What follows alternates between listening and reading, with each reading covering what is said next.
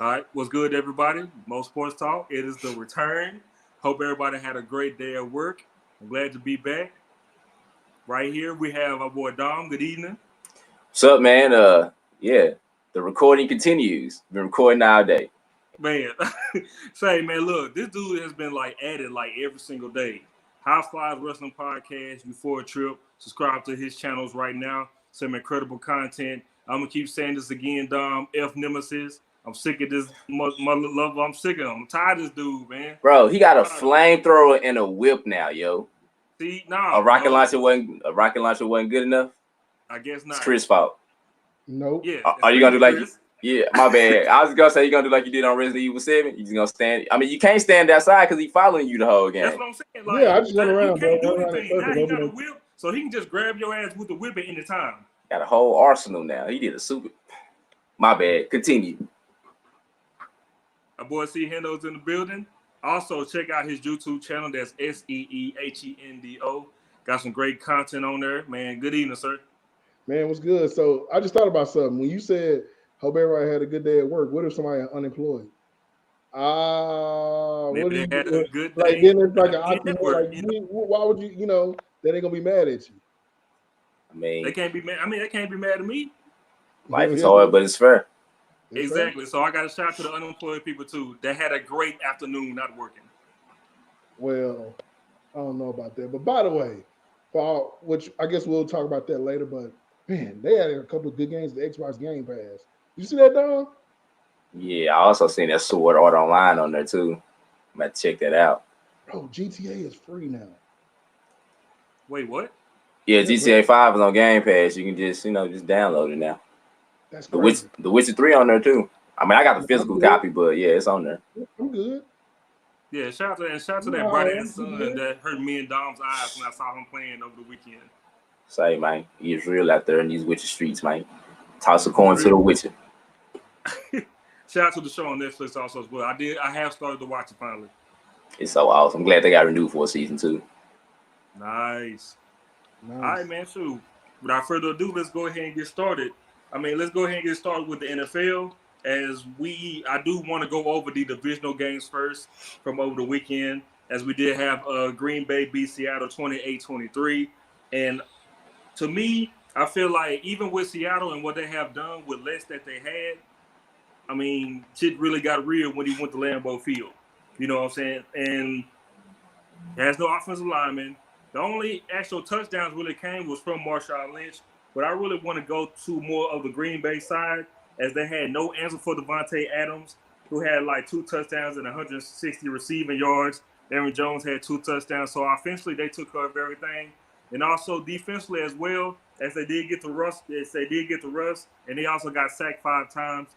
I think the defense really played well, and I'm glad that they did. But of course, everybody's really going over the call of Jimmy Graham, and it was to the point where, to me, it was not a first down. Even towards the fact of, I think if Seattle would have got the ball back, I think the game still would have been over. But that was nowhere near a first down. But even overall, Green Bay got the win, and it was good to see what Devontae Adams has done against that defense. That defense is still very good, despite all the players that they don't have anymore. But I think, like, with Russell Wilson running for his life, wish he would have had some more offensive linemen. There was really nowhere for him to throw, or really no time to even set his feet in the pocket. So Green Bay got the win. They're going to the NFC Championship game. Don, what you got on it? That game kind of went how I expected it to go, to be honest. That definitely was not a first down, but at the same time, it shouldn't even really came down to that.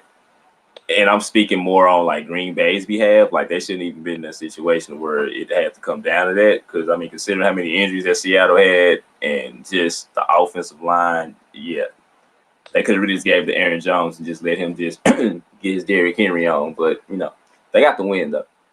Yeah, I guess for me, I could just say my issue with the game was Seattle's inability to run the football.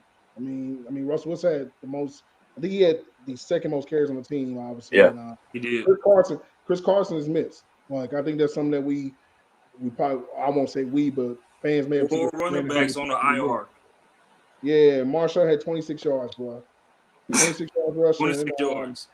Yeah, against Green Bay, man, who you got to be able to run the football, keep the ball out of Aaron Rodgers' hands at all times. Like I said, DK Metcalf, of course, Tyler Lockett, our man's Tyler Lockett had a really good game. But other than that, man, like, yeah, man, when you don't have no running game, like I don't know what you could do against Green Bay because like you got to keep the ball out of Rodgers' hands. I give credit to Green Bay. Like I said, Devontae Adams, who's probably arguably one of the best route runners in the league, had a once again, phenomenal game. Other than that, man, like I said, it kind of went the way I thought it would. I thought Green Bay had the home field advantage, obviously being in Lambeau, but yeah, man, their inability to run the football and shout out to post game comments from Marshawn, but yeah, man, Marshawn wasn't really effective in this game. They needed some help running. Yeah, no doubt. All right, now speaking of Derrick Henry, I want to get to this to the Tennessee and Baltimore game. Tennessee got the win 28-12. We have Derrick Henry again with like 108, like I think like 180 rushing yards, 190 rushing yards, yeah, 90. And some stats about Derrick Henry real quick. He is the only player in NFL history to have two 175 plus rushing yards, 2 games right there in the playoffs. He had 30 rushes for 195 yards. He even threw for a touchdown. Dom, you finna laugh at this because you remember like on NFL Blitz and you do them jump passes. yeah. That's exactly how he threw that pass, man. And like that cracked me the hell up when he did that. But I mean, besides like Tennessee and their running game, shout out to Mike Vrabel, by the way, for knowing the formula. Also, you had a situation where Tannehill only threw the ball 14 times. 14. Your quarterback didn't have to throw the damn football, and Derrick Henry was the only one with the passing touchdown. And so you got this defense is very, very good. It's scary good to the fact of like Lamar Jackson had 3 turnovers. He was also sacked 4 times. And back to Tennessee, I mean, it seemed like they have the formula. They got hot at the right time. They have 2 key victories. I mean, they just took down pretty much the MVP of the league in Lamar Jackson, in which with Lamar Jackson, his numbers say that he had a good game. But to me, I thought that was kind of like garbage minutes because I wasn't really satisfied with the play calling that Harbaugh has had for that game. Now, I understand Mark Ingram, he came back and played, he had like an injury, but also told the fact that like Lamar was like pretty much running all over the field. He really didn't have that much good protection, and he didn't really have no choice but to throw the ball 59 times because they were still trying to play catch up with the great offensive defense that Tennessee had. So, man, Derrick Henry, that's a huge business, and I don't see anybody really just stopping him like that. So far, he's been dominant. Mike Vrabel has the formula. He knows what time it is when it comes to playoff football. Run the football. There's no reason for your quarterback to throw that many times, especially when it's kind of weather, when you have a great running back and Derrick Henry where he can just protect the rock and march downfield. Yeah, I guess for me the thing was this. This is year 2 of Lamar Jackson experience in the playoffs, and we have not got a single victory out of that. Right? He doesn't have a playoff win. No, Does he have one? Nah. Okay, so he doesn't have any. Okay, so my question becomes after this, like we do any other quarterback. Hey, bro, you got to win the playoff game at least. I mean, look, it's not the fact that they lost; it's how they lost. A team that looked pretty much dominant the whole season. I mean, 12 wins in a row going into the playoffs. Yeah, and credit to Tennessee, man. Mike Vrabel did a great job with them. They got a couple of names on there, Bayard, a couple of guys that I like on that defense. But I would just say this, man. Like, look, Baltimore this offseason needs to address that second receiver position. I like Hollywood Brown. I mean, Snead is a nice third receiver. We know the tight end Andrews, who had a good year this year, but he was nowhere to be found in this game. They need a second receiver or a big receiver. They need a target because, I mean, the inability for those receivers outside of Hollywood Brown, I mean, Snead had a couple of good catches, but they didn't get open to help Lamar out. And also, look, man, Lamar has to be better. Throwing 2 interceptions in this game was not Lamar-like, I could say, during the regular season. So, yeah, man, Harbaugh got our coach. Going for them 4th down kind of backfired on him for once when he was like damn near perfect the whole year. But, yeah, man, I'm more disappointed in Baltimore's effort on defense. I mean, I know Derrick Henry is a handful, but it's kind of funny that Earl Thomas came out and made that comment about the Patriots. Well, they didn't want to tackle or whatever he said about tackling him. And there's a play where Earl Thomas got stepped on and he looked like the lead blocker. Bro, that 65-yard run, like Earl got stiff arm and got turned around, and then Derrick Henry still throwing him in the back, even more like going toward the sideline. Boy, that cracked me the hell up.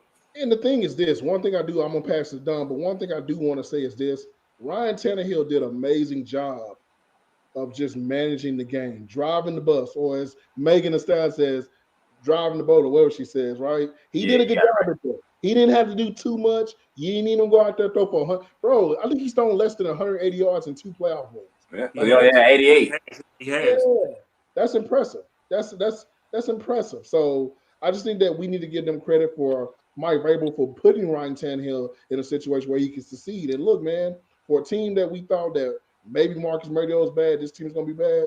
We gotta show a lot of love to them. And like, look, this is no easy game for the Chiefs. The Chiefs struggle, I believe, versus this Tennessee team if we pull up that game this year. So, Don, man, what you think, man? Because like I said, I'm speechless because I just thought, man, like, look, yeah, they got away with one week, the first week of the playoffs. There's no way they walk into Baltimore, and they did.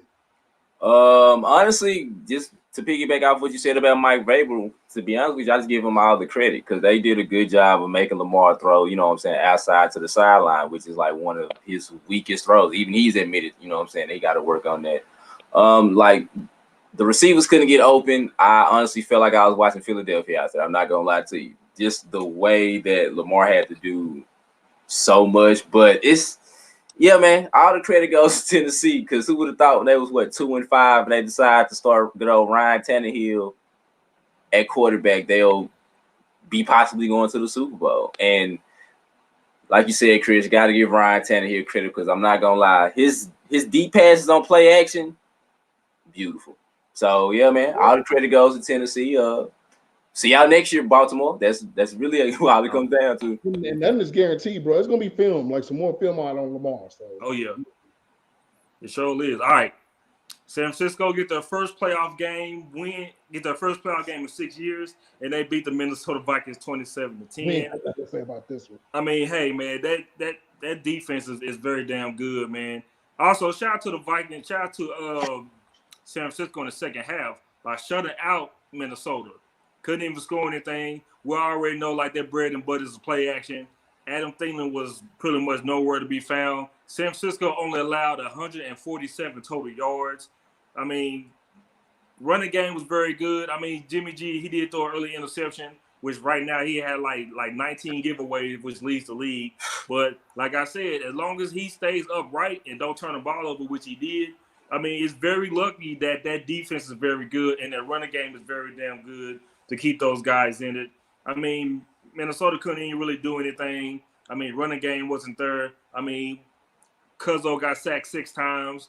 I mean, he had some pretty bad throws out there. And so, shout out to Minnesota, man, just pretty much just dominating this game in the second half and taking over. Dom, what you got, bro? This every time I look at this defense, I'm like, man, is that Navarro Bowman? Is that Patrick Willis out there? Like, Yeah. because they out there balling. I mean, I'm not gonna lie, the same way praise Mike Vrabel for putting Ryan Tannehill in the position, you know what I'm saying, to not mess the game up. That's basically what Jimmy Garoppolo doing right now.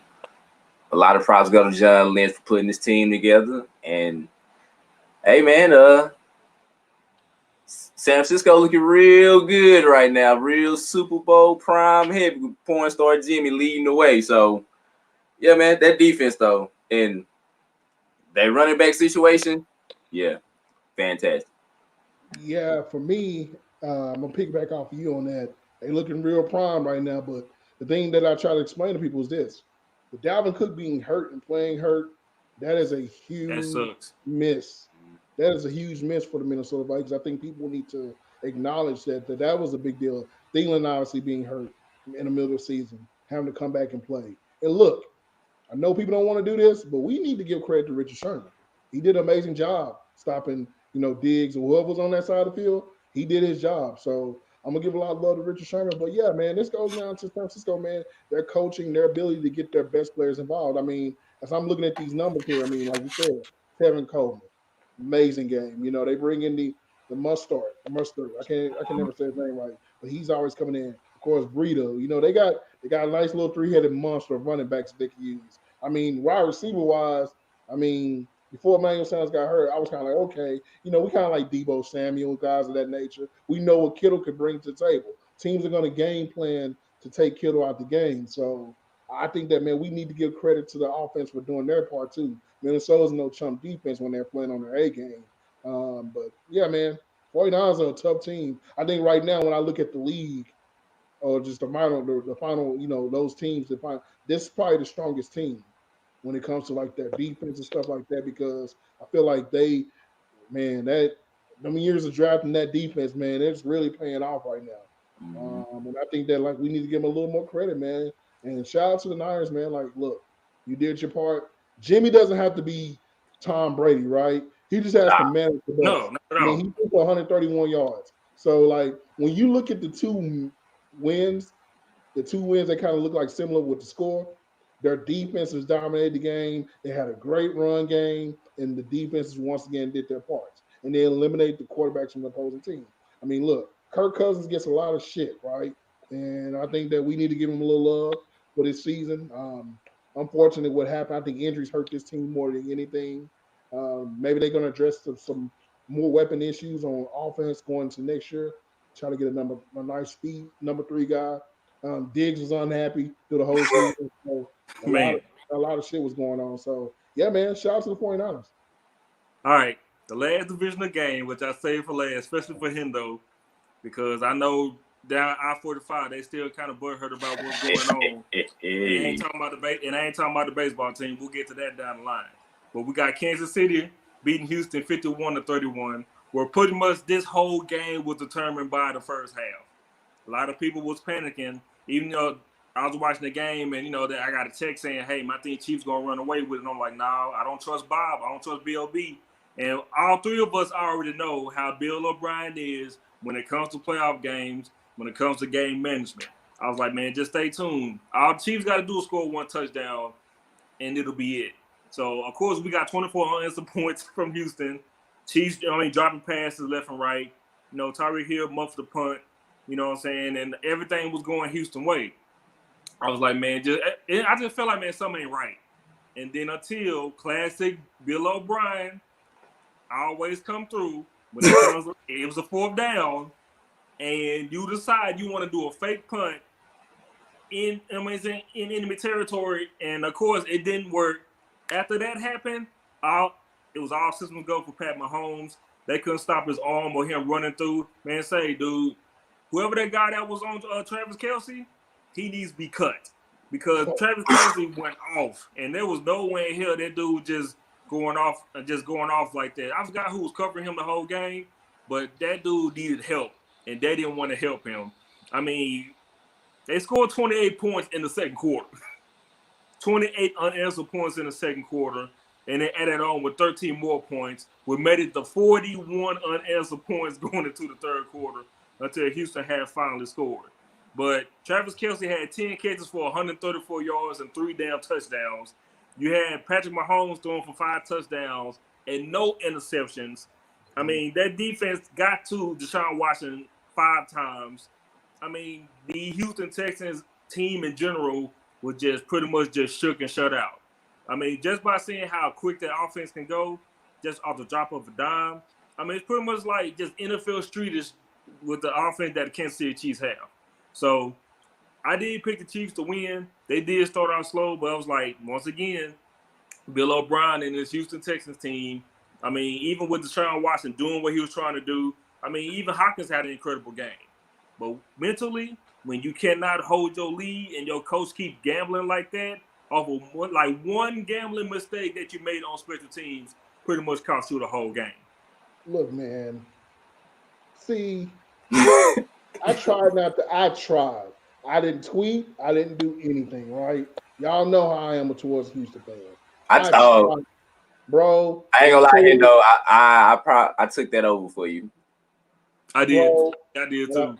When I tell you right now, when I actually saw the score, it was 21-0. I was like, I had no fear. Like, I just, something stupid is gonna happen, right? I had no fear that team would do something to blow that game. And look, I'm gonna tell you, just like I told y'all about Aaron Rodgers, you need a run game to get them off the field.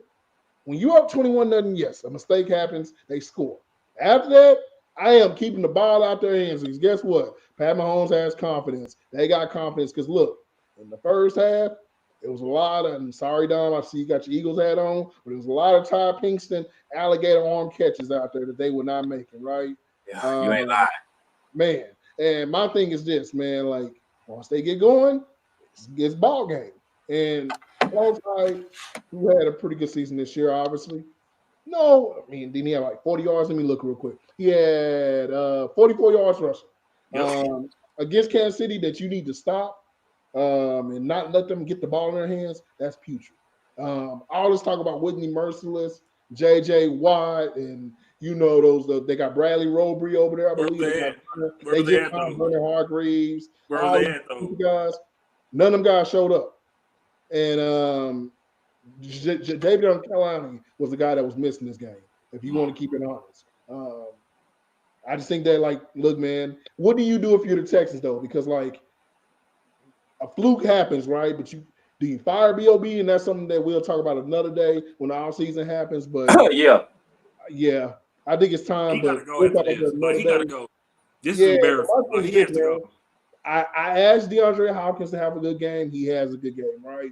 Will Fuller has a decent game. But after that, I mean, Kenny still had 380. But after that, I'm looking like, who's this tight end? Who's the tight end on this team?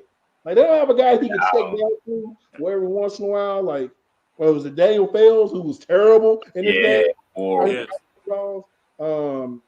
Yeah, man. I'm not impressed with the Texans, man. Like, obviously. It's like, once again, it's like they played a flashback of that Buffalo Bills Houston Oilers game, right? When they was up like 30-something, bro. And then it's like, this can't happen, right? And I'm like, bro, it's the Texans. Anything can happen with Texas. And look, you can't blame Deshaun Watson, right? Because, like I said, no interceptions. He did throw 50 times, which I think is a problem. He had to. I mean, it was catch up time, so he ain't had no choice. And plus, Duke Johnson got hurt, so they couldn't really run the football either.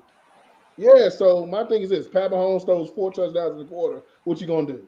I mean, it's like Madden. Once they get going, it's a wrap. So I'm happy actually because I don't want to hear anything from Texans or Houston fans and sports in general because they get this clutch city thing. Ain't nothing clutch about none of these teams right now. They always having these weird meltdowns. Like, man, you know what, Dom, take over because I truly want to laugh right now because I swear to God, I tried my hardest. I didn't even go on social media. I was like, yeah, man, I ain't getting on this one because if they end up winning this, I might have to hear from Houston fans. But when they got tied up, boy, I tell you, my thumb was ready. My phone was fully charged. I said, no, I'm just gonna lay it down and chill out. So, Dom, man, you take this over. When they went up 21-0 I wasn't concerned because, for one, it was the first quarter, and two, they basically got spotted 14 points, you know what I'm saying, thanks to their special teams. Right. Like I said, they started out, stopping the Chiefs, but all it takes, and the funny part is, I tweeted this out right before it happened. All it takes is one Bill O'Brien mistake, and like Byron tweeted, I saw it. Like Byron said, what happened after that? 4th and 1 in your own territory. You run a fake punt and open up the floodgates from there. And I would like to also give a lot of props to, the Chiefs defense. Chris knows I hate Frank Clark mostly because of Madden, but he did his thing. He had, a couple of key sacks, a lot of pressure. And I hate to do this, but Andy Reid, man, Andy Reid, you've been coaching your ass off. This is his chance. This is his chance now. Go ahead. His chance to get there. It is. But go ahead, Dom. It's still Andy Reid, and I still Andy Reid this weekend. That's all we asked for. Just like with Bill O'Brien, I am just ready for Andy Reid in the playoffs. But I mean, as far as this game go, I'm not to be a dick, but considering I'm going to Houston next week, it is going to be fantastic to see the misery on all of their faces. And this all started when y'all wore them dumbass varsity jackets when y'all went to the playoffs. Y'all cursed yourself ever since then. And also, before we close this out, Eric Bieniemy, ladies and gentlemen, Uh, what do you need to? What does he need to do at this point? Because like I get it, Andy Reid's gonna get all the love, the glamour, Pat Mahomes, but the guy that has the headset on that I see pretty much running the plays and calling that offense. It's Airbnb. I mean, I'm out here looking at a Patriots bar, and look, I'm not saying Joe Judge don't deserve the job, so do not give me stupid. Don't call me stupid or whatever, because Joe Judge could be the best thing that comes out of this, right? Mike McCarthy has a resume. All these guys that are getting jobs. Jason Garrett is about to be probably the offensive coordinator again, and we had issues with him over in Dallas, but he's gonna be with the Giants likely. But Eric Bieniemy, dog, this is back-to-back years of this offense being elite. And when I mean elite, they don't have a true like. Look, Sammy Watkins is nice, right? We like Tyreek Hill. I don't really consider those guys like number ones, although they do number one type things. He's doing a lot. This Drew Robinson dude, I ain't never heard of him. He came up out of nowhere this year. I mean, Travis Kelce, yes, he is a phenomenal talent, arguably the best tight end in football. Not named Greg Kittle or Zach Ertz. But I'm telling you right now, Eric Bieniemy, why does he not have a job? Come on, man. Like if I'm the Texans, the dude that just kicked my ass, I'm calling him. I'm doing the Warriors move. Like, hey, bro, yeah, dog, we need you. Like, because look, man, he's done everything he can do. So I'm done on that rant. But I just want y'all to. I know you guys have been talking about that, but come on, man, really? Airbnb can't get a job, really? Like, even if he got another offensive coordinator job, move on to the next best thing, right? Or something, a new project. Dog, he ain't getting nothing. But Marvin Lewis got a burn. Come on, man. Marvin Lewis been in Cincinnati for 11 years, fam. With no 11 years. We're going to give Romeo Crennel a job. If y'all going to do that, what was the coach from Tampa Bay? The young black dude, Raheem Moore or whatever. Yeah, Raheem Moore. Yeah, Raheem Moore got fired after a 9-7 season, fam. 9-7 season, but you hired Matt Patricia, and they had like one of the worst seasons ever. He ain't even won 9 combined games yet. Right. In 2 seasons. So 2 seasons. Yeah. But real quick, I want to get to the championship games. Let's stick with Kansas City because they will be back at the crib playing Tennessee. Man, I think this game is going to be an incredible game. I mean, of course, I want to give Tennessee the benefit of the doubt because you got the running game from Travis Henry. You got a great defense to back them up. I also like their special teams as well. Tannehill can pretty much, again, manage this football game. And you can still let Derrick Henry run the ball 30 times. But I think, Andy Reid will not read this weekend. I got the Chiefs. Only reason why I say I got the Chiefs because the Chiefs can easily make this game get into a shootout. And I think with what happened last year when it came to when Andy Reid and the Chiefs going against the Patriots, of course, some questionable play calling when it comes to Andy Reid and him being conservative. You really have an opportunity right now to know that the only thing that you really have to worry about on that side is the running game from Henry. If you can make that happen and make that stop and have a situation to keep Derrick Henry off the field and score as many punches as you can, they're not going to outscore Kansas City at all. And I think that's what the Raptors Andy Reid is going to take. I got the Chiefs beating Tennessee. Dom? Considering that they beat them 35-32 last time they played, and I feel like the offense is like playing way better than it did, you know what I'm saying, their original meeting, I'm going to go ahead and pick the Titans. Until Andy Reid proves me otherwise, I'm not going to trust him in like any championship or Super Bowl game, or any playoff game, you know what I'm saying? But yeah, I'm going to go with the Titans because the way they've been playing, the way Mike Vrabel has basically outcoached Bill Belichick and Bill O'Brien, which is like easy to do. But, you know, this is going to be an interesting matchup. But I'm going to go with the Titans in this one. Yeah, man. So that game earlier this year was 35-32. That was week 10 or week 11, I believe. Right. And the Titans won that game. So just to look at this game, it was 35-32. Ryan Tannehill, I think, was named starter around this time. He had a pretty good game that game. I mean, I'm looking at the numbers real quick. So Pat Mahomes is actually 36 of 50, over 400 yards, 3 touchdowns, no interceptions. But I'm looking at Tennessee's numbers real quick. Ryan Tannehill, he only threw for 180 yards, but Derrick Henry had 188 yards. So, yeah, man, it's just one of them things where it's like, I just want to know because this was at Tennessee, so that may be a little different too. Because Arrowhead is a little different than playing, obviously, playing on the road. I'm going to go to Chiefs off the merit that the better team will win this game, the better quarterback, the better offense. Although I think Tennessee is a stout defense and they proved me wrong I'm sorry. Lamar Jackson's no Pat Mahomes. Let's just say that. Although I think he's elite, he's one of the 4 or 3, whatever best quarterbacks in football. He's no Pat Mahomes, right? Um, yeah, I can't imagine them beating them twice. If so, then I might have to take back what I said about Eric Bieniemy, and then you can game plan for these fools now.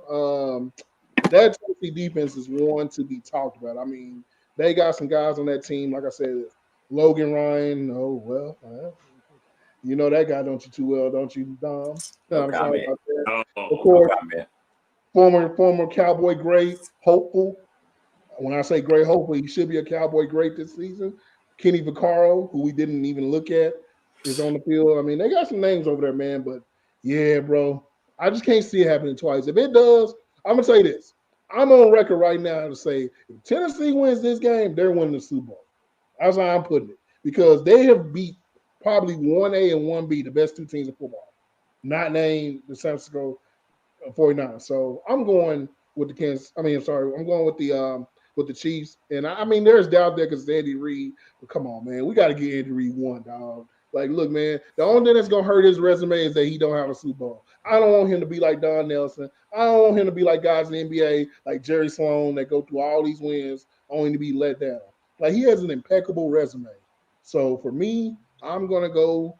I'm gonna go with the Chiefs, man. Like I just think that like they can't do this twice, right? They can't, and it really like they didn't lay an egg. Like Derrick Henry went stupid, which kind of concerns me because right now he's the best running back in football. So yeah. All right, NFC Championship game, we got Green Bay going to San Fran. And with this game right here, which has how high powered this offense has been for Green Bay, and also, him and head coach have been butting heads. The offense has been great. They have been getting by. But they're going to San Francisco on the road, way better defense. And I think Jimmy G, and I think that running game will hold up at the crib. I will not be surprised if, of course, just like they did against Minnesota, they get another turnover in this game. I think Jimmy G will have a great game. That Green Bay defense will get to them. But if Green Bay cannot run the football, and they got to rely on Aaron Rodgers to throw the football every single time, which is not a bad thing. But also, when it comes to San Francisco, you got to have some kind of balance because that defense is coming for your ass. Like, no ifs, ands, or buts about it. So at least try to run the football with Jones. At least try to get some kind of balance going. I don't think it's really going to last that long. I think San Francisco got the perfect formula. Even though I still kind of question Jimmy G sometimes, I think they got the perfect balance of offense and defense on both sides of football. It's going to be a close game, but I got San Francisco winning this one by 3. Yeah, so once again, before I get to Dom, I'm gonna bring this up. We had a regular season matchup, right? And of course, in that regular season matchup, Green Bay got smoked 37-8. Now, the noticeable difference in that game, the running back, Aaron Jones. I don't even know if he even played in this game because the leading rusher had 45 yards. Maybe he did. I He don't did know, play. man. Yeah, he did. He had 13 carries Yeah, for 38 yards. Yeah, so look, man, I was always told as a Cowboy fan, I made this oath, I'm never going against Aaron Rodgers again because when I always doubt him, he shows up. I think experience does play a part in this, which Aaron Rodgers has the most experience, not named Jimmy Garoppolo from sitting on the sideline, obviously, but from that winning perspective, yeah, man, I don't know about this one, bro. Like, I could pick a winner, but I'm gonna tell you right now, man, like this is probably the more tougher matchup because you don't want to go against Aaron Rodgers, right? Devontae Adams looks healthy. I like Jones, who had a great season. I think could be a little bit better in this game, but man, how could you go against the 49ers? Like this 49ers, I mean, and they're at home. So that's a little concerning for me as well. Now we're in Lambeau, I'm taking Green Bay all day. I don't care who's playing. But right. yeah, man, I'm not going against Aaron Rodgers, dog. I'm sorry. I know I think the 49ers are going to win, but I ain't going against Aaron Rodgers because I don't need that curse on me. Because look, I learned my lesson about look, where there's Madden. I face Dom and Madden every time, and it never fails. Aaron Rodgers goes completely 8. So yeah, man, I'm going with the Packers in this one, man. I just think that the better quarterback is on the field, and he's been through this. I'm a little worried about the coaching though. So, but I'm still gonna go Green Bay. I'm going to just go with the Rancho Cucamonga 49ers. Yeah. Quick question. How is that Super Bowl going to look with two teams that wear red, then one wears gold and one wears yellow? They're going to have to try to figure that out. Like, what if they both come in they color rush uniforms? That'd be hilarious. That's a lot. Ooh, that's a lot. Ooh, man, that's a lot. That's going to be disgusting.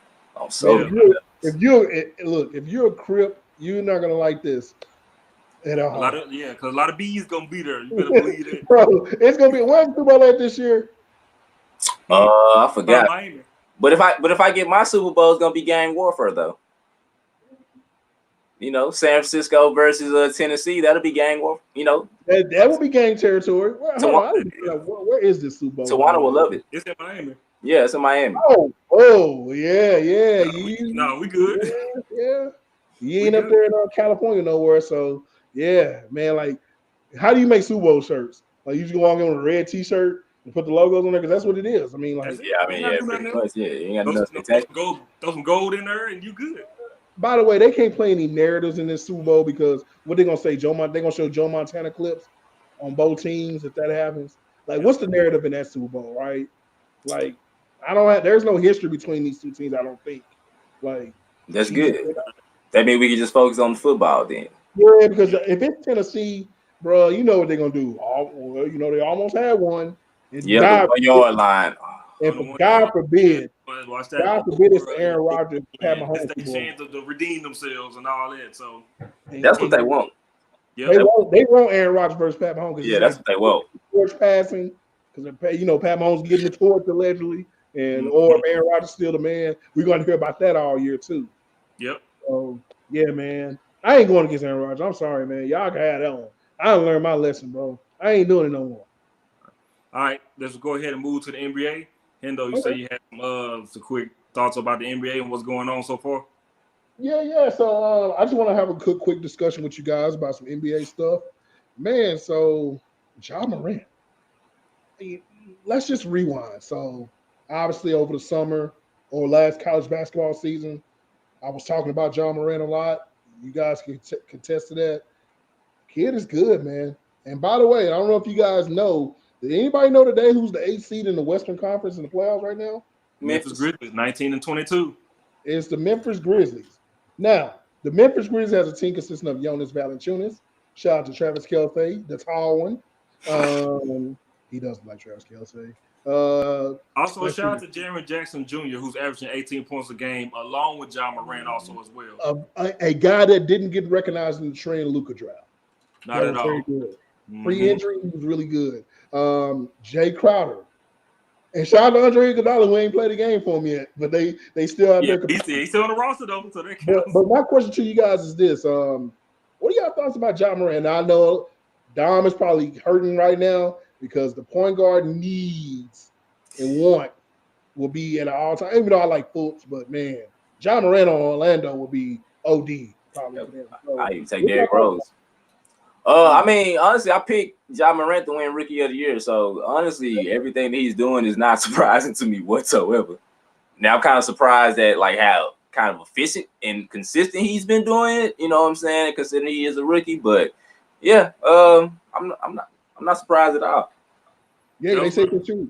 That was my Rookie of the Year as well. I mean, also, I'm going to get back to the Memphis Grizzlies. They have won 6 in a row. They did beat Houston last night. And I do agree with you, Dom. He has been very, very efficient. Man, Houston just taking a whole bunch of L's for the last 2 or 3 days. But Ja Morant has been amazing. Like I said, that was my pick for Rookie of the Year, averaging 18 and 7 assists a game. I mean, like Dom said, very efficient. He has a great mid-range game, not scared to go to the basket. Also can hit his free throws as well. Also is vastly improving on defense. I mean, Memphis Grizzlies, man, I won't be surprised they hold on to that 8 seed because there's a lot of teams down there in the bottom of that 8 seed.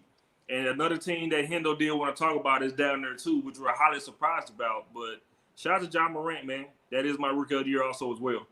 All right, so shout out to Ja Morant. Let's talk about another player that has been in all kind of rumors, and I think he may have gotten benched forever. He did, yes. Mr. Andre Drummond. So, fellas, I'm going to let you guys handle this, and I'll end it on the Andre Drummond note. Then I'll go to the next topic. But what's going on with Drummond? I think Drummond right now, mentally, all the trade rumors and things like that. I mean, Detroit's a bad team. Also, you got to look at it considering like they do have 3 or 4 players hurt. Blake Griffin, he's out. Reggie Jackson, he's out also as well. And when they went against the Pelicans in the full quarter in that overtime, they was already down like 17 points. And I mean, Dwayne Casey like, look, man, if you're gonna keep this BS up, matter of fact, just sit down. He benched them for the full quarter and for overtime. They ended up still losing that game as well. Even before that, against the Chicago Bulls, he got ejected for throwing a basketball at one of the Bulls players. So like those last 2 game stretches, man, he been like mentally, like I think that's what it is. Like just trading for just the trade rumors and things like that. He honestly do not want to be there. And you can tell by his body language, the way he's been acting on the court. He's still putting up numbers as best as he can. But for right now, you can tell by his body language and the things that he's doing, he don't want to be there. And no disrespect to Derrick Rose. He's been amazing over there. But your best player is not playing the best right now. And it's showing with the team records. I mean, I got a jersey for Drummond. Not if I gotta give up Vucevic though, but yeah, the everything like Byron said. I mean, I think once Blake got hurt, you can kind of see him just be like, "All right, see, here we go again." You know what I'm saying? So, yeah, it kind of sucks, but honestly, I just think he just need to change the scenery. I mean, if you look at like Dwight Howard over there with the Lakers right now, he looks like a completely different person. So I just think like a change of scenery for Andre Drummond would probably be the best. Okay. We're going to skip the Mavs talk because I think we can say that for the next show. I mean, obviously, we know their case right now. Still no KP, et cetera, et cetera. He may be playing tonight against the Kings. He may be playing. I ain't saying he is. He might play.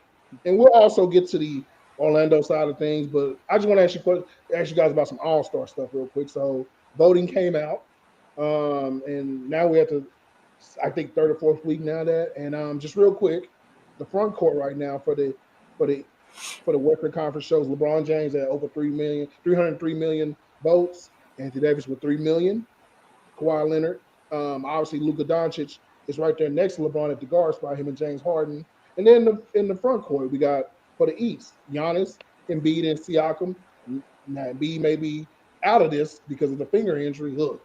And we got Trae Young and Kyrie Irving. Now, my question to you guys, although I think Trae Young is an all-star because it is an individual game, nothing to do with team. Should he be penalized for being on a bad team? Because when I look over, Spencer Dinwiddie has done pretty good on his team. I'm looking at Kemba Walker on a winning franchise. Yeah. What do we do about that? Get rid of fan voting, to be honest with you. That's really all this comes down to. Or don't have it, you know what I'm saying, count as much, you know what I'm saying, so it's like who actually, starts and stuff like that. That's it. Just get rid of fan voting. That's my solution. I still think the fan voting is still ridiculous. Like, if that's an option, go ahead and go for it. Like, I totally get it. But as far as like all-star, all-star bursts and stuff like that, picking these all-star players, is an individual award. I mean, it's not for the actual all-star. It's like you're not just gonna pick one NBA team. You're picking individual players. And I think how incredible Trae Young is, we get into it with these Atlanta Hawks fans all the time, Hendo, every single time, because they feel like Trae Young is better than Luka Doncic. But as the record shows, as a team, they're not better than the Mavericks at all. But I mean, it's pretty much 1A and 1B when it comes to these second-year players. Both are amazing. It's just unfortunate that Atlanta don't really have a good team and a good coach over there. And they're still rebuilding, just like the Mavericks are. But I think Trae Young should be in the All-Star game. I don't have no problem with that because it is individual success. With the numbers that he have and the amazing season that he's going through as an individual, then he should be on the All-Star team. I don't have no problem with that. All right. Well, I guess that's the basketball portion that I have. I'm going to let y'all take over the football part. For college football, because I know you have that next, because I want to bring in the baseball thing because I got some questions for y'all. And yeah, man, we got a depressed college football fan here. I'm sorry, Chris. I didn't mean to interrupt. How's it feel? Your first taste of defeat ever since you became a Clemson fan. Now you feel the hurt. It sucks, don't it? It sucks. That's what you get. Yeah. Even though I can't talk, you had it good. He's had it so good. Like, he's been all part of winning. And, like, it was a fluke because He didn't jump on the bandwagon. He picked them right before they got good, like literally the season they got good. And he's had nothing but like lash and cheers and my defensive line this, my quarterback this.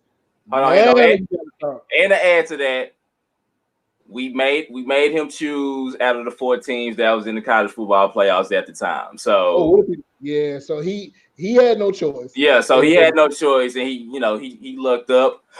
But surprise, mother, you take the defeat. It hurt, don't it? Feel my pain. Feel my pain. So we're gonna let you have your eulogy. So go ahead and talk about your fighting Clemson, them Tigers, bro. What made it even worse is that I went to a bar to watch this game. Strike one. And that kind of made it even worse. Even towards the fact of, we know there's a lot of Saints fans here. I didn't know it was like drowning with LSU fans in general. And so that kind of even made it worse. They hung in there like first and second quarter. Like the game was settling down. Both teams like offensively was not playing all the best at all. And they was doing their best to handle the field position, which I totally understand. But I had it in my mind of, okay, at the Higgins had that reverse and ran for that touchdown, which I thought that was amazing. Trevor Lawrence been throwing like shit like early, and I was like, hey, I don't like this. And for LSU and how their offense has been going all this season, record-breaking season of like touchdowns from Joe Burrow, who's thrown for 60 touchdowns, which is a college football record. I mean, one of the best individual quarterback seasons that I have ever seen from a college quarterback. When they took that lead in the second quarter and not even coming out, and I'm seeing like for maybe the first time, Dabo Swinney and the defensive coordinator like pissed going into that locker room, I was like, okay, Clemson has been in a situation like this before. They can adjust. They adjusted all through the regular season, with adjustments going through adversity like this. But you never win against an LSU team like this either that has a high-power offense and can pretty much score at will. Man, look, Hendo, Dom, they had field positions of like the 3-yard line, the 9-yard line, 13-yard line. LSU was still marching downfield and within like a minute and a half. Swinney and that defense never been through nothing like that before. You know what I'm saying? Where they can score at will. Now let me get back to the LSU defense, who was pretty much punking the Clemson receivers. I mean, like taking hits. One of the receivers got hurt like in and out of the games. I mean, they're very physical. I mean, like I said, 5 touchdowns thrown from Joe Burrow. They put up 628 total yards of offense and with 6 total touchdowns. I mean, even with it was like 28-10, it was like 28-17. I pretty much knew it was pretty much over. I think Trevor Lawrence fumbling early also as well didn't help. Y'all, he had 20 overthrows. I counted every overthrow that he had on that game. I counted every single one of them. Even when not the overthrows, I mean, even with the drop passes also as well. Now, the Clemson defense was getting to Joe Burrow. They had 5 sacks. But, man, when your quarterback cannot throw to save his life, even with Travis Etienne, who averages like 150, 160-plus yards rushing, he only had 73 yards. So once they shut that running game down, they figured out the game plan that they do have to get to Trevor Lawrence. They had to get into his head mentally. After Trevor Lawrence had that first fumble going towards the first half, it never really improved for him. He threw for no touchdowns at all. Still had a pretty good game with like yardage, but I mean that game in general was just all for LSU. Even for it being in the Superdome also as well, no home field advantage also helps out a whole lot. I'm not here to question anything about no calls. The referees didn't call this, didn't call that. Look, you're a national championship team. You still have a chance to win this damn football game. I don't want to hear nothing about no calls. You're a championship coach, Dabo Swinney. You still had a chance to adjust in the second half and try to keep this game close as much as you could. You just ran to a buzzsaw, bro. Coach Orgeron, I owe you all the credit in the world. I give you all the props in the world. Thug Turd did come out when the game was over. I am hurt. Dom, you have all the right to risk me about this. Also with Anson also as well. So I got to find some LSU gear. So y'all might see me with some LSU gear very soon. Thug tour may be shared again after this is over. You know, you never know. Still trying to recover, but they're going to lose a lot of players, going into the off season. But I just hope in that case that Dabo Swinney learns from this, and you just ran to a buzzsaw. Perfect opportunity for LSU. It was nothing that's going to take away from this magical season that they had. So shout out to LSU Tigers, man. They did win over my Clemsons. Hopefully Clemsons will be back next season. No. I mean, really, just my main takeaway from that game is once James Scalzi got ejected for targeting in the third quarter, considering that's like your main signal caller, you know what I'm saying, on the defense, like, yeah, that definitely was the beginning of the end. So, I mean, like I said, just props to LSU. They had a magical run. They finally had a quarterback that could actually throw the ball. It wasn't no Jordan Jeffersons out there. So, yeah, man, props to LSU. They are your national champions. We don't have to see Alabama. So that's really all that I really care about. Yep. All right. So I guess before we get to that little baseball topic, you had a couple things about a couple of players possibly. Well, a player that's returning and a player that's retiring, right, Bimo? Yeah. Football? Yeah. Killed the Mark Morrison music for Mr. Larry Fitzgerald. Everybody thought he was going to retire at the end of the season, but he said he is going to come back for one more season with the Arizona Cardinals. Wow. I get it. You want to stay loyal to the Cardinals and you want to come back and have another season. With the season that he had, I really want him to go to a contender next season and just try to make one more run. But shout out to Larry Fitzgerald coming back. I got a jersey for him. Oh, I got a jersey for him too. Come on. Yeah. I mean, look, man, if the Patriots wouldn't so much in shambles with Brady, that would be the ideal. One last run for all the old guys. And look, man, yeah, he needs to go to a team that he can compete on. I like the Saints as a possibility. Baltimore, yes. Baltimore. Look, man, Tennessee, a veteran guy that can teach the AJ Browns of the world. So and Corey Davis. Don't forget about Corey Davis over there too. 17 years though, man. That's good. That's that for a true. I hate to use the word professional in such a manner, but true professional, man. Never hear anything about the guy. Never really says too much, but he's out when we always count him out. He shows up. So yeah, man. Soon to be Hall of Famer, first ballot, unless case they get stupid in the voting. Larry Fitzgerald is definitely a class act and great person, man. Great story. So shout out to Larry Fitzgerald, man. And we did find out the news yesterday that we had Carolina Panthers Luke Kuechly retiring, playing 8 years in the league, 28 years old, 2013 Defensive Player of the Year. Since 2012, he has the most tackles as any player in NFL history with 1,092.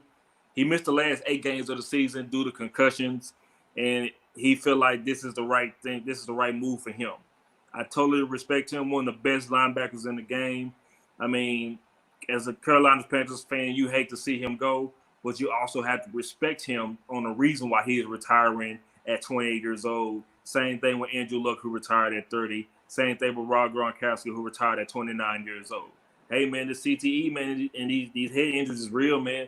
I mean, they're retiring young, and I think Luke Kuechly made the best decision for himself and for his family. So one of the best linebackers I have ever seen play. Salute to Luke Kuechly, man. Yeah, man, we all are getting robbed. And I won't say that in a selfish manner, but we're all getting robbed as, fans because Patrick Willis, that was highly surprising to me still. Yeah. I mean, I thought Luke Kuechly was going to retire because I remember one time me and Dom were watching the game and he was just laying there. Yeah.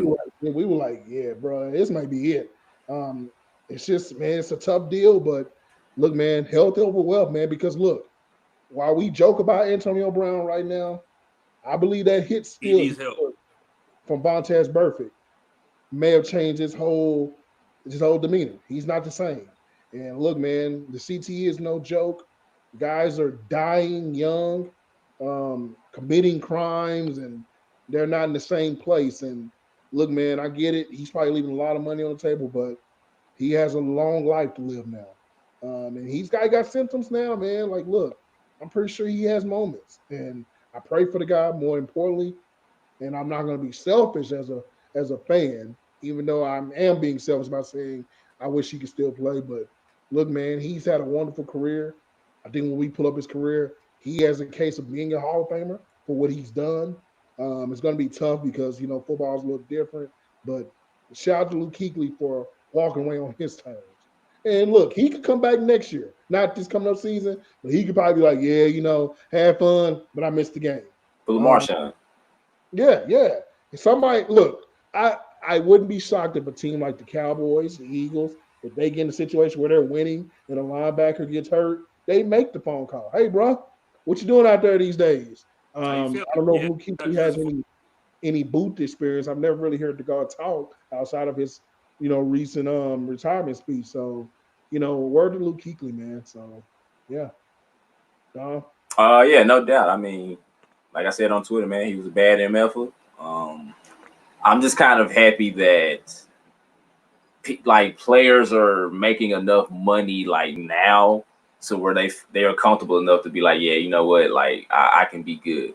And the fact that they're more knowledgeable, you know what I'm saying, of the side effect, with the CTE and the concussions and stuff like that. So they can go out on their own terms. So once again, yeah, man, gonna miss seeing Luke Kuechly after, but I'd rather see him walking around healthy, you know what I'm saying, and not actually remember what's been going on in his life. So yeah, man, shout out to Luke Kuechly for that. All right, I know you got some Hall of Fame stuff too, right? Yeah, I got some Hall of Fame stuff. I want to just announce that real quick. The finalists have been named for the 2020 Pro Football Hall of Fame. We did see over the weekend where we got Bill Cowher and we got Jimmy Johnson being surprised about getting inducted to the Hall of Fame while they was broadcasting, which I thought that was pretty incredible. I mean, and plus we haven't even seen Jimmy Johnson in some weeks, pretty much all through the NFL on Fox, segments or the shows. And finally getting a chance to finally see him and also get an announcement like that from him. I mean, Doug Tears was showing out for him, man. One of the greatest coaches in general.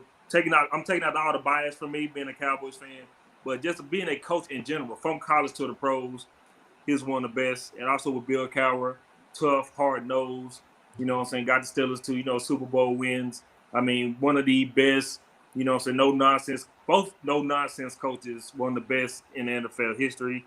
Other notable names where we have Eagles receiver Harold Carmichael Dom. Yeah. We got the Commissioner Paul Tagliabue, who will be inducted.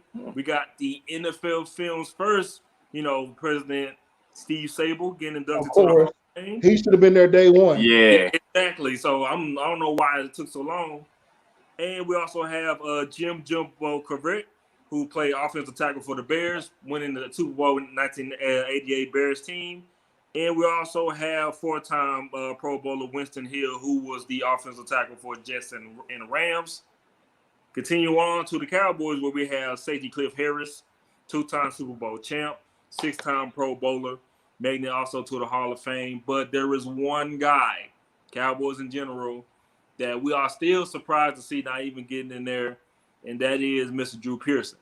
He is the only player from that all-decade team still not into the Hall of Fame. I mean, with me as a fan in general, I am pissed about it because it shouldn't be no reason for this long just for Drew Pearson not to get in. I mean, everybody thinks okay, well, they're talking about the Hail Mary catch that he had, for Roger Staubach in that game.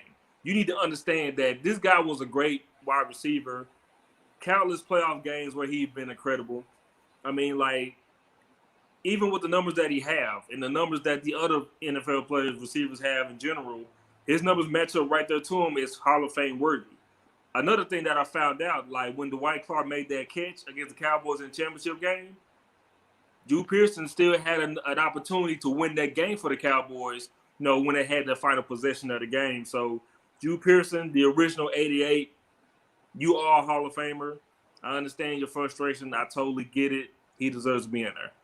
Yeah, man. Just having I won't say close relationship with the guy, but met him on several occasions, talked with him at autograph signings. Very great individual. I just look, and credit to Harold Carmichael and Lynn Swan and Dante Stahl. I mean, not Dante. Jesus Christ. Oh my God. Yeah, Dante. Yeah. Yeah. We're going to erase that out of the video. But John Stallworth, all those guys that made the Pro Football Hall of Fame, and you go pull up the numbers, Drew has probably arguably the best numbers. And I don't know what he did or what he said to the NFL guys, but yeah, man, considering that he's played for one of the most recognizable teams, has won multiple Super Bowls, and competed in multiple Super Bowls, I just don't understand how he doesn't get in. And it sucks for him because he's going to run into that Torrey Holt, like, you ain't getting in, bro. Isaac Bruce. Yeah. Or Isaac, Bruce I mean, in. well, Isaac Yeah. Bruce. Isaac Bruce wasn't even inducted this year either. Yeah, so he's in a tough situation, man, because people say, "Well, look at his numbers. He only had 488 catches." Considering the time of that era, I would double that, and then we can talk about that because he wasn't getting the targets like the Randy Mosses, the Tos. Antonio Brown triples his numbers. And Antonio Brown might not get an All of Fame because he's an idiot at this point, but Also, other than that, also to the fact that they didn't play 16-game seasons back then either. no. And then quarterbacks went throwing 50 times a game like that. Although he did play with, I believe, I don't know if he played with Meredith, but I know he played with Roger and he probably played with Danny White. So, yeah, man, it's an unfortunate deal. For him to have to wait a little bit longer, that's a little weird because, look, I was a little okay. Brian Dawkins missed it 1 year, right? And then we were like, oh, shit, here we go. But then Brian Dawkins got in. They did his due diligence. He was well deserving. But then Drew Pearson, man, we talking 20 years of this, right? Right. Yeah. 30 years of this. And we're like, okay, bro, did he do something wrong? And to me, I mean, I hate to say it, but OJ is there even though it's pre. And Lawrence Taylor, we knew was a fool. Michael Irvin got in off of being a fool. And a lot of fools in there. Yeah. It's another fools in there. So it's I don't know what he did or what these, and it's weird because we shit on the old voters, right? These are dudes that played against him. Yeah. So I don't understand the logic. I mean, Chris Carter had to wait. Like at this point, like, man, just throw Jew in there, bro. Like, yeah, like, look, he's a part of history, and he's done a lot of shit. But that's history wise, the Hail Mary is not named the Hail Mary without him. So yeah, he's a part of history, man. And I'm not being biased as a Cowboy fan because I look at Lynn Swann and those two guys. How the hell they make the Hall of Fame? I know they got the wins, but if you look at the numbers, Drew Pearson has better numbers than Lynn Swann, although he played more games. Yep. But still, I mean, what are we doing here? So yeah, man. Unfortunate for Drew, great guy, very classy guy. He will get in one day. I just hope that he's here to see it.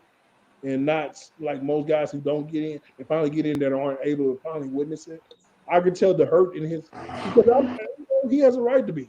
Looking over, you see Roger there, obvious, Tony Dorsett, obvious, Harvey Martin, all those teammates, Cliff Harris, who had to wait a long time.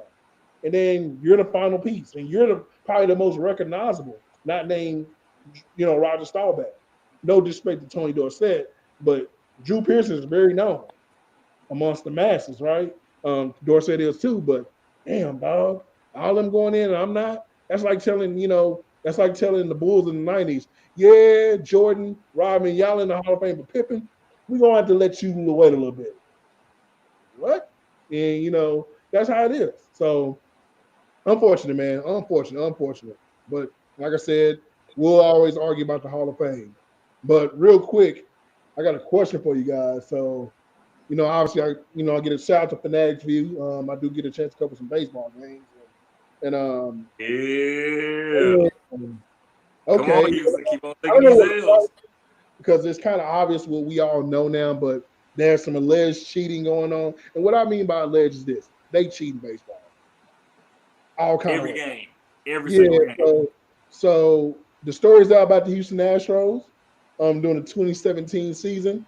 They were cheating and they were warned about cheating and they still decided to cheat, which I have an issue with because they were told not to cheat anymore and they're still cheating. The Dodgers complained about this. We love the whining Los Angeles Dodgers, but look, man, my issue with the whole deal, and I'm gonna let you guys talk about it. I feel like in this situation, it wasn't enough what they did. Like, my thing is this. Okay, you can suspend the coach or fire him and the GM, but you still got Bregman, Correa, Springer, Altuve, Verlander. They still have a championship quality team.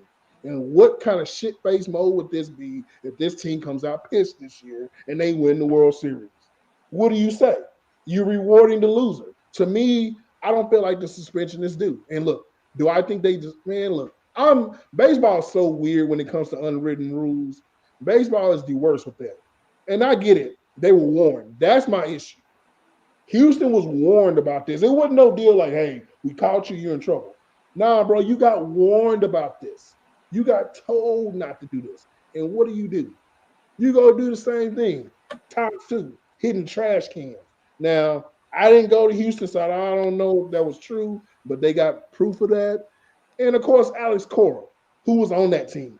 Who, by the way, I'm gonna give y'all a quote from Alex, quote unquote. I'm not gonna read the whole quote. Basically, if you guys remember last year, the Rangers had not Alex, but Mike Minor on the mound. They wanted to get him his 200 strikeouts, right? So his 200 strikeout comes up, where they were on the verge of it, and the Rangers allegedly botched the pop fly so he can get the strikeout. Alex Cora gets on the interviews talking about, well, we play the game the right way. We don't do those kind of things over here with the Red Sox. Oh, how does that work out for you, buddy? You're about to get banned from baseball, maybe. And you got caught and you were the main facilitator. So I'm gonna leave it to you guys on this, but I just want to know, was the suspension enough? So we obviously know money's gonna be handed over by the owner of the Astros. They fire AJ Hinch.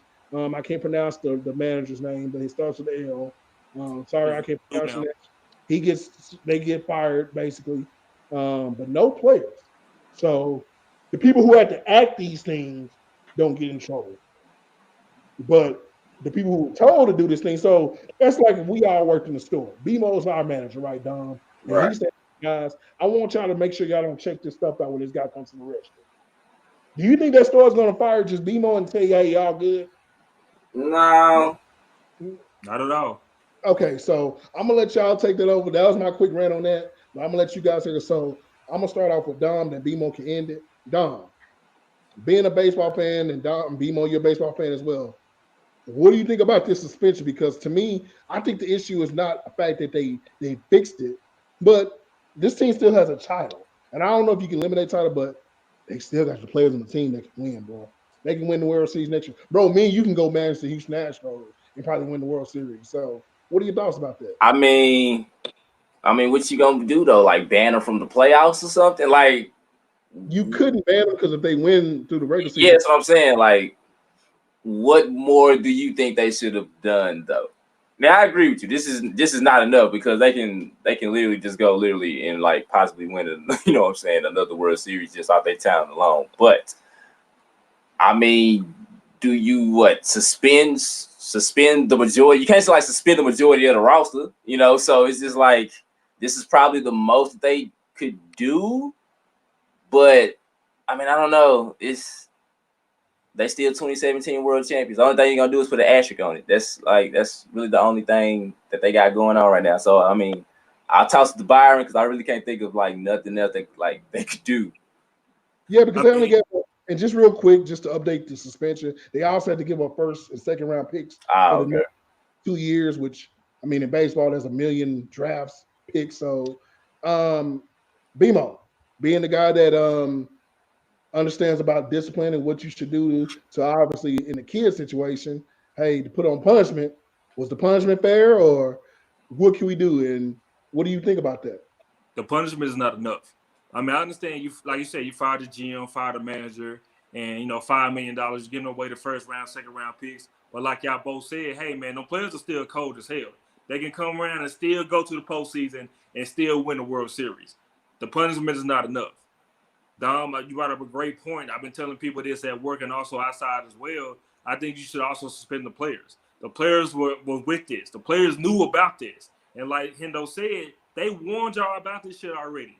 You know what I'm saying? And even with the commissioner having an 11-page report, Dom, on this whole ordeal, and also on Alex Cora, who got fired for the Red Sox 2 days after they find out, because his name was mentioned 9 times in this 11-page report. So 9 times, bro. And so to me, take away the title, which a lot of people is like, that's kind of a gray area. Take away the title, suspend the players, maybe suspend them like half of the season. Like you gotta make some kind of point to these players. Because if that's the case, if you're gonna fire the manager and the GM, fire the batting coach, fire the pitching coach. I want all staff cleared out from the Houston Astros team. I want the players that was drafted that year or also in their farm system, I want to suspend it for half a year or maybe a year. Like, you got to really do some damage to set an example. Firing people and finding them and take away their draft picks, bro, they can find a diamond in the rough in like the 80th round of the MLB draft. You know what I'm saying? Just like with the farm system that they got when they got all these players for the Houston Astros. All them wasn't first and second round picks. True. They was late round picks and all coming in from AAA and AA. So you got to let these players go, fam. Let these players go, suspend them, clean house. Let these AA and AAA people from Houston like Round Rock and probably, you know what I'm saying, stuff like that play. Finish that season out to set an example. Dom, we have some wrestling going on. I'm glad that we got, towards the end of the show. We say this especially for you, man. This is one of my favorite segments of the show. Dom, take it away. So I'm just going to kind of focus on what happened on Saturday with Tessa Blanchard, the daughter of, legendary Four Horsemen, Tully Blanchard. She tweeted out on Saturday, women should support each other. You know what I'm saying? Cool things will happen. Immediately after that, a plethora of other female wrestlers came out and was just like, oh, the way you... Basically, she spit and called a black wrestler the N-word in Japan. And this happened back in 2017. So that was not only the isolated incident. And, at first when you see stuff like that, you'd be like, oh, that's weird. Because, the thing was, on Sunday, she had a pay-per-view championship match against Sami Callihan for, the Impact World Heavyweight Championship. So she would, technically be, the first woman to, hold a major, World Heavyweight Championship in a wrestling company. So obviously people were just like, oh, that's weird timing and stuff like that. But when you have wrestlers like Shauna, who is the NWA, women's champion, you got Big Swole, who is in AEW now, but she came out and she discussed it with La Rosa. La Rosa is the name of the woman that it happened to, because she actually came out and confirmed it, yeah, I'm the person that this happened to and stuff like that. So here's my thing. This happened this happened in 2017, so it happened 3 years ago. Now, me personally, she was early 20s, so, I was willing to kind of give her the benefit of the doubt until Sunday, because after she won the Impact World Heavyweight Championship, she made history. That was in Dallas when they did it. That was down here. Everything was good. Everything was lovely. As soon as she won the championship, the feed immediately cut off because they didn't want any of the backlash, because also she didn't do no press. She didn't do no media, nothing. She went full Ronda Rousey and was like, I don't want to talk to nobody. Wow. However, somebody captured a video of her promo after, it went off, and this is a full quote on what she said. This is exactly what she said. This is her quote unquote addressing the situation. Nobody in this life is perfect.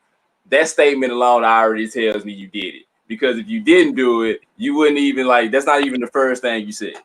We're all human. And it doesn't matter what you say about me. It doesn't matter what you call me. I have one of the strongest minds that I've ever known. So whenever you come for me, you come for all of these people. I am now the standard bearer of Impact Wrestling, and man or woman, pound for pound, I am one of the best in the world, and I am now your world champion. Now after that, I was like, all right, I'm done with you, because the fact that you're not even taking accountability and you flip this and try to make yourself the victim. People are coming at you because of your actions. If you wouldn't have came out with that hypocritical tweet talking about, women need to support each other, then all of these women wouldn't have came out and told stories on how you bullied them, how La Rosa, the chick that it happened to, she literally had to get moved to a different promotion because she was scared that she would have told somebody, she would have got blackballed. So I just, you know what I'm saying? And you got to remember though, that last name is Blanchard. That last name, Flair and other names like that, they carry a lot of weight. So if you come in at, saying something negative about them, promotions ain't gonna be trying to hear that. Like, who are you compared to, what I'm saying, they name? Because in promotions' mind, they just trying to sell tickets. The reason why she wasn't with WWE after the Mae Young Classic was because she got mad because she was getting eliminated in the first round. So she started leaking like match results and match cards. Everybody that came across like and it's not even just wrestlers. Like after all of this happened, you had like fans and like people that like interacted with her coming out telling stories about how her attitude is bad, and it all makes sense. It's like I can't really fault Impact because considering this happened like in 24 hours before their pay-per-view, it would have been kind of, difficult to go ahead and flip the result only because like this has been building up for a year. So Impact wise, I can see that. But at the same time, the fact that you wouldn't even take accountability for your actions and you flipped it and made yourself the victim in this situation, what the hell is I got one of the strongest minds I know me? Like, it means nothing at all. You knew what you was doing. You knew what you said. Obviously, you knew you did it because the first thing you said was nobody in this life is perfect. Like if you didn't do nothing, you wouldn't even came up with it. Now, look, I don't know what Impact is gonna do with the championship. Like I said, it was a good moment. It is what it is, but at the same time, this dilutes it. Like the same way I don't rock with Terry no more. Mm-hmm. The fact that she wouldn't apologize or even just acknowledge the fact that she did anything wrong. Like I respect her wrestling ability. She is fantastic. She can out wrestle a lot of dudes, but I can't rock with that because you won't even just, respect the situation and respect the fact that you're wrong. Just be like, I was young, and like, let's be honest. We know, like people that know wrestling and know Tully Blanchard, he wasn't no saint. So none of this surprises me. Yeah. So none of this surprised me whatsoever. But the fact that it's the spit part too. Like the word you can't spit on nobody, dude. Like that's the total disrespect. Now, granted, La Rosa whooped her ass and sent her to the hospital. So it wasn't like she just, just spit on the called her the N-word and then nothing happened. Like she got beat the F up and then they sent her home. Like she got kicked out of the Stardom promotion because they didn't want to deal with that. Like, but when this story's coming out, and look, for all you Tessa Blanchard apologists out there talking about, I need to see video evidence. So 7 to 8 witnesses coming out confirming the story isn't enough. See, this is what annoys me about people. What evidence do your ass need to see when you have her co-workers giving out proof that she did this shit? And the person that it happened to confirmed it. So it's just like, look, I get it. Y'all can't separate the person from the work. But at the same time, it's too many women in different promotions. This ain't got nothing to do with jealousy. If she wouldn't have came out with that hypocritical tweet talking about we all need to support each other as women, then none of this would have happened. This wouldn't have happened in her big moment or whatever. But at the same time, my last point is people like Tommy Dreamer, who I love and respect, fam. But the fact that the first thing he said is she cannot be racist because she dated Ricochet and her current fiance is Mexican.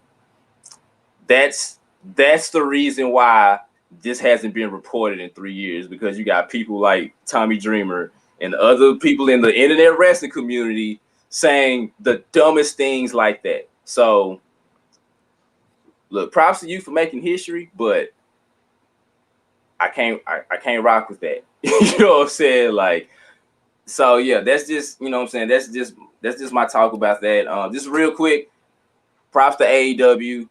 They got a contract extension, so they will be on TNT for 3 more years. And also, they did get funded for a second show, so it looks like we'll be getting AEW. Well, technically, you can say like 3 times a week because, AEW Dark is on Tuesday, even though it's on, YouTube. But we'll be getting 2 shows a week on TNT. I'm looking forward to it. So all you people that was called it a piss ass, you know what I'm saying, t-shirt company, Paul, I'm talking about you. This is great. This is great for wrestling. You know what I'm saying? Like, I'm excited, which means that it's only going to get better. I'm glad TNT is backing it and not, you know what I'm saying, listening to the noise because it's actually been doing like a whole lot better because they thought it was only going to average like 500,000, you know what I'm saying, views like per week, but it's like 700 to 900,000 a week. So I mean, props to them. And last but not least, before we go off the air, an hour ago, the news dropped that Rocky Johnson, you know, the father of Dwayne The Rock Johnson, passed away at 75. So, man, my condolences goes out to that family, man. You know, him and Tony Atlas, they was the first two African Americans to win, you know what I'm saying, the WWF Tag Team Champions and Championship. So, yeah, man, RIP to Rocky Johnson. Like I said, my thoughts and prayers and condolences goes out to his family. So, yeah. Yeah, rest in peace to the soul, man. Indeed. But yeah, I mean, I guess